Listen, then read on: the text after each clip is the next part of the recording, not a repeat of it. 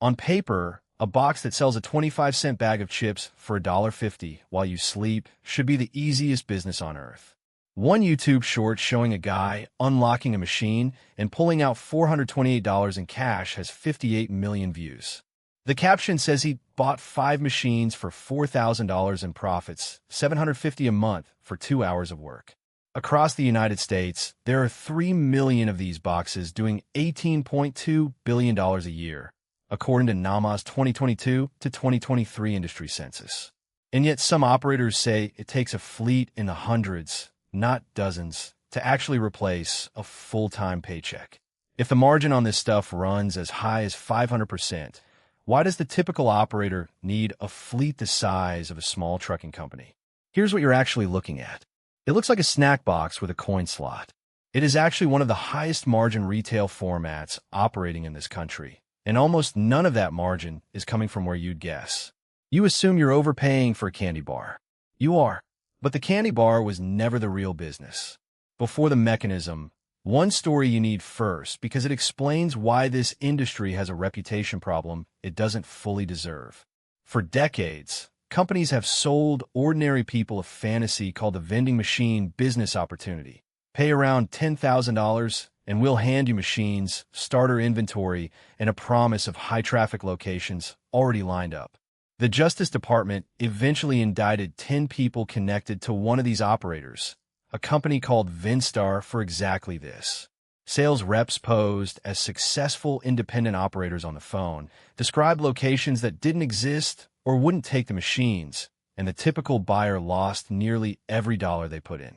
A separate case in Massachusetts saw a real vending company owner convicted for selling the same routes to multiple buyers using fabricated profit spreadsheets, worth about $187,000 in total losses. None of this means vending machines are a scam. It means the passive income in a box pitch and the actual mechanics of who makes money in vending are two almost entirely different things, and untangling them is the whole point of the next 10 minutes. Second detail, smaller, but it tells you something. In 2013, the CIA fired several of its own contractors, people cleared for some of the most sensitive work in the federal government, for stealing snacks out of the agency's own vending machines. A little over $3,000 in stolen chips and candy bars, caught on hallway cameras at the CIA. If the people trusted with actual state secrets couldn't resist skimming an unwatched vending machine, you can guess how often it happens everywhere else that isn't running surveillance cameras on the break room. Start with the part you assumed was true, because it is. A candy bar that cost the operator somewhere around 50 to 75 cents wholesale sells to you for $1.50 to $2. Across a typical snack and beverage machine, gross margin, the gap between what the product cost and what you paid, sits somewhere between 40 and 60%. Run the actual numbers on a modestly performing machine. About $1,500 in monthly sales, $1,125 of that eaten by the cost of goods, leaving roughly $375 in gross profit for the month. On paper, a 25% margin. Respectable, not spectacular. Nowhere close to explaining a $30 billion global industry on its own. Here's the cost line almost nobody outside the industry accounts for. That machine is not usually sitting there rent-free. The property owner, the office building, the gym, the hospital, gets a cut simply for letting the box exist in their hallway.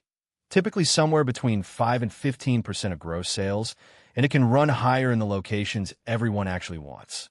Getting a machine into a good building isn't a cold request. It's a negotiation, and operators openly describe pitching it as a revenue share rather than a flat fee.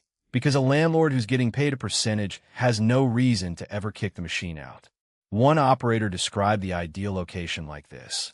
An urgent care clinic open 7 days a week, seeing maybe 80 patients a day, not a huge number, except each of those 80 patients sits waiting for the doctor for an average of 90 minutes with absolutely nowhere else to go. That's not 80 customers. That's 80 captive audiences a day, each one bored, restless, and standing 3 feet from a locked box of chips. Quick one before we keep going. Tell me the most overpriced or most desperate thing you've ever bought out of a vending machine, the exact item, and what it cost you. I've heard of people paying $6 for a bottle of water at 2 a.m. in a hospital because there was nowhere else open. What's yours? Item and price, drop it below.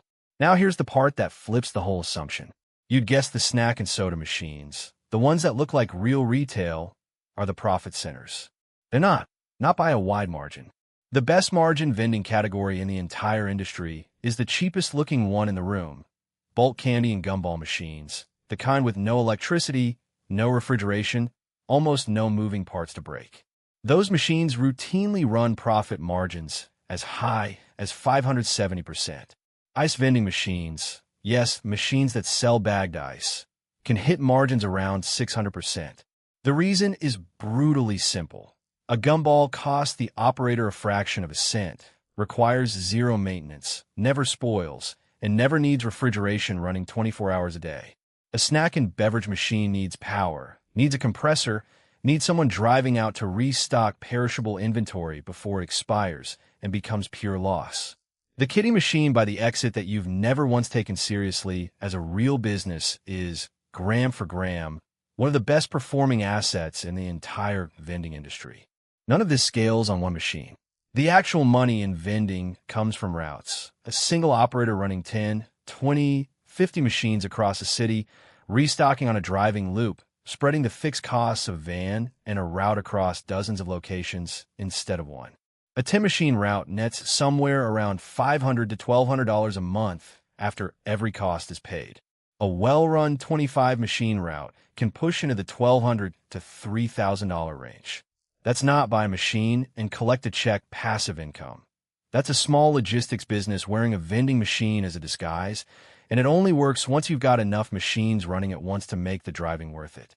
On top of that, the shift to card and tap payments over the last several years has meaningfully changed the math, because operators consistently report people spend more per visit on a card than they ever did digging for exact coins. Nobody thinks twice about tapping for a $2 candy bar, the way they'd hesitate fishing 4 quarters out of their pocket. So, back to the question from the top. Why does a 500% margin business need a fleet the size of a small trucking company just to pay one person's bills? Because that 500% is real, but it only applies to a narrow slice of what's actually in these machines, the gumballs, not the sodas, and it's calculated against pennies, not dollars. Spread $18 billion of industry revenue across 3 million machines, and the average box is only clearing a few $1,000s a year before costs. The percentage was never the lie. The scale it applies to us, which gets us to who's actually getting paid every time you feed that machine. It was never really you against the vending company. You're paying 2 landlords at once without realizing it. The company that owns the box and stock the candy, and the building owner who gets a cut of your $2 just for allowing the box to exist in a hallway you had no other option but to stand in. The passive income fantasy that gets sold to route buyers for $10,000 up front is real, but only for the person who already controls the good locations. For everyone else buying in cold off a phone pitch, the entire business model was never really vending machines. It was selling the dream of vending machines to people who'd never get the locations that make the math work. Zoom out, and the shape of the whole industry becomes clearer. The global vending market sits around $25 billion today, projected to grow past $33 billion by 2031, even as the format faces real pressure. Industry analysts have flagged that everyday customers are growing less willing to pay a premium for food and drinks out of a machine, especially with delivery apps and convenience stores competing for the same impulse purchase. And running underneath the entire legitimate industry is a smaller, uglier shadow economy of exactly the kind of fraud we opened with: telemarketing operations built specifically around selling the idea of vending machine ownership to people who will never see a working machine, let alone a profitable one.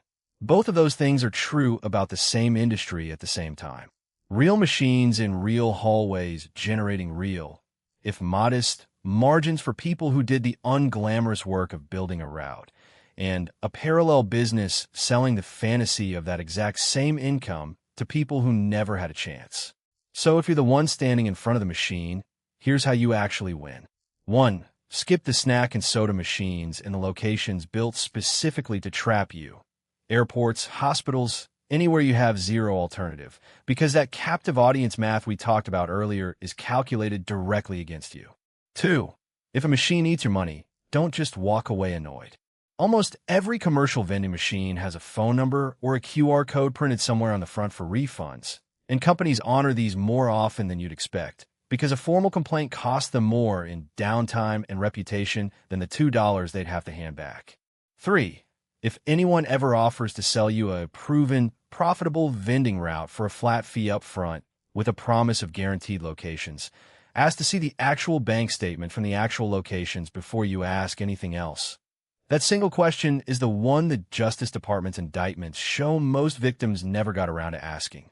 So the next time you're standing in front of one of these things at 2 a.m., paying $6 for a bottle of water because there's nowhere else open, remember what you're actually funding.